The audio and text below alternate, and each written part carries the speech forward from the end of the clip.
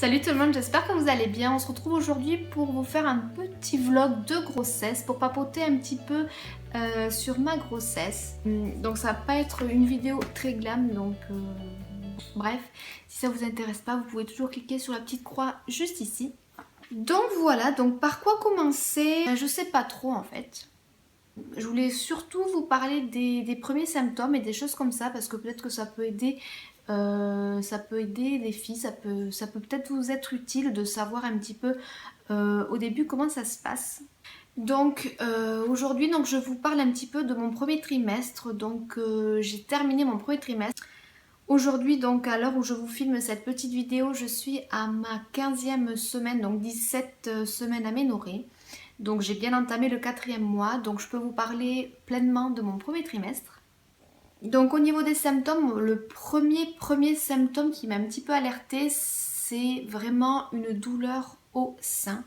J'ai vraiment eu une douleur au sein tout simplement. Dès les premières semaines, ça a été vraiment très douloureux. J'avais les seins gonflés et vraiment très douloureux au toucher. Même la nuit, j'avais du mal à dormir, j'avais du mal à me positionner parce que ça faisait vraiment très mal. Donc ça, c'était vraiment mon premier symptôme de ma grossesse. Ensuite, les semaines ont passé et j'avais pas forcément d'autres symptômes à part une petite gêne au niveau en bas du ventre, comme une petite chaleur, comme une petite douleur de règles. Et le ventre un petit peu gonflé. J'ai de suite eu le ventre gonflé. Je vous mettrai, je pense, des photos durant la vidéo. J'ai un ventre énorme pour 4 mois de grossesse. Mon ventre a commencé à sortir au bout d'1 mois et demi, vraiment.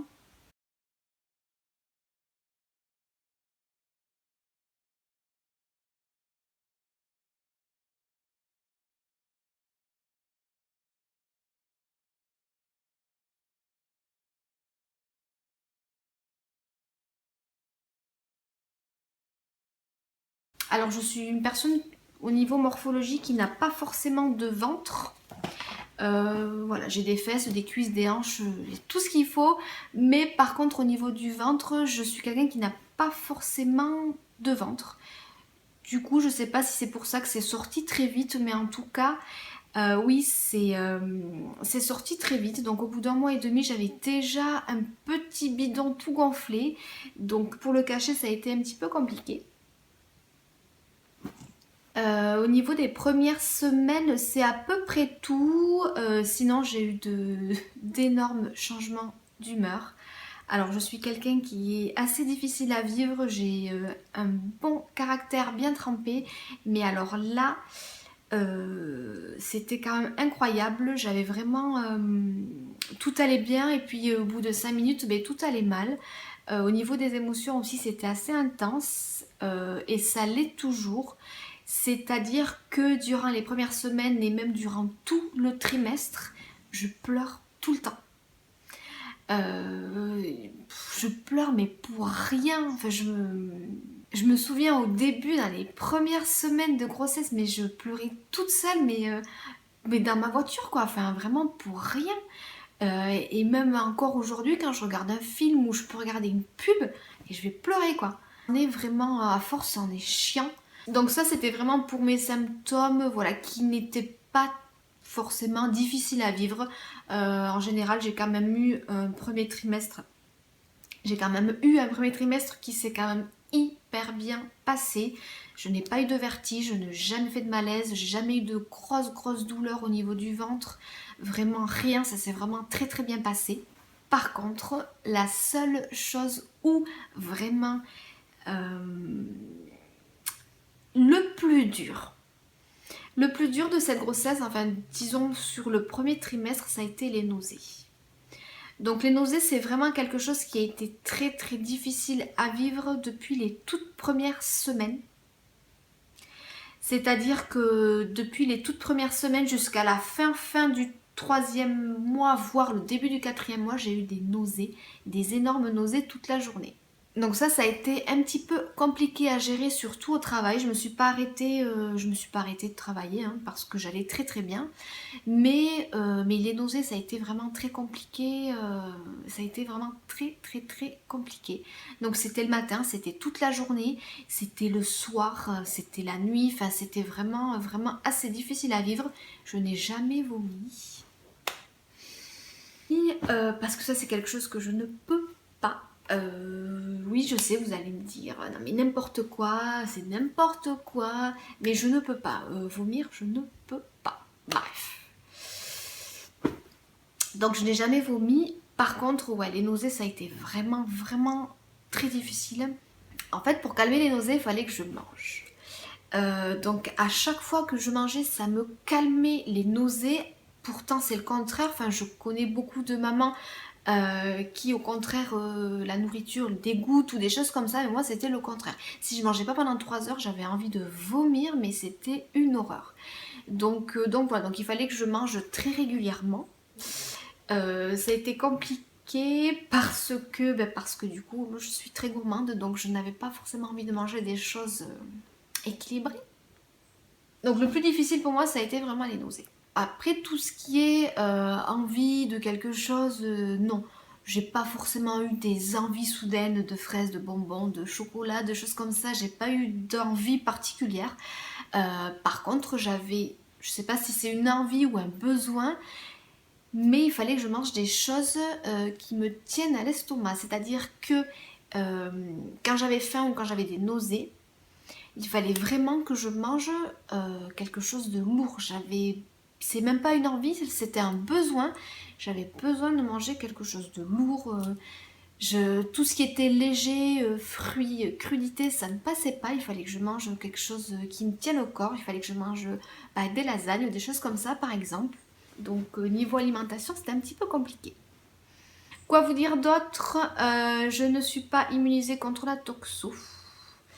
Donc là encore, c'est très très très très compliqué pour moi. Donc je pense que c'est la deuxième chose la plus dure durant ma grossesse. Donc après les nausées, c'est vraiment l'alimentation.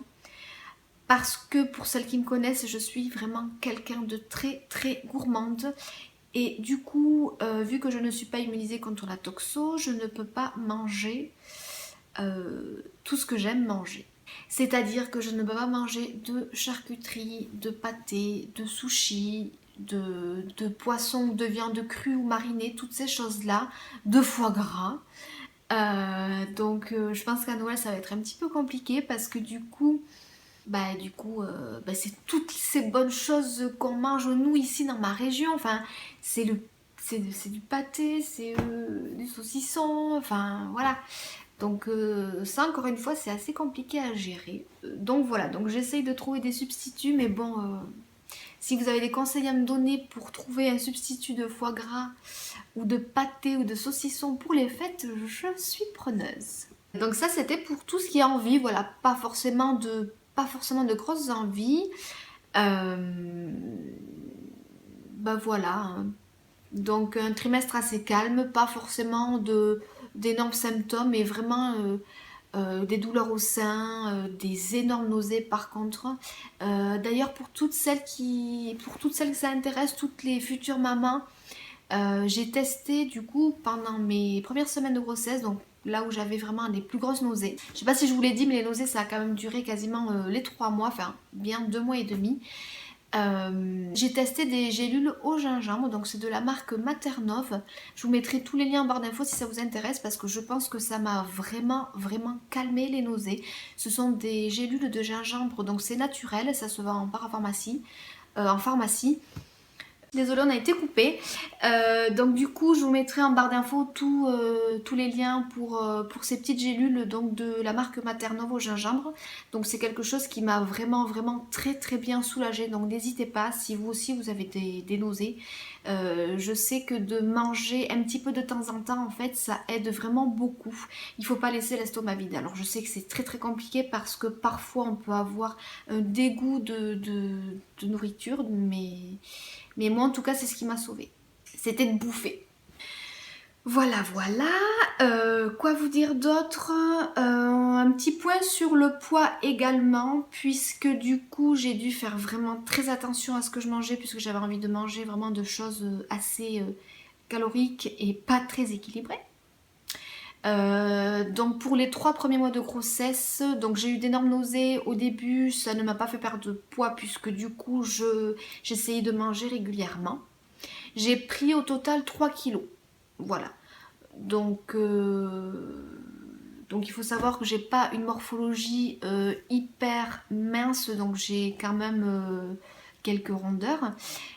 Voilà, donc j'essaye quand même de faire attention. J'essaye de manger équilibré, j'essaye de manger un maximum de fruits et de légumes.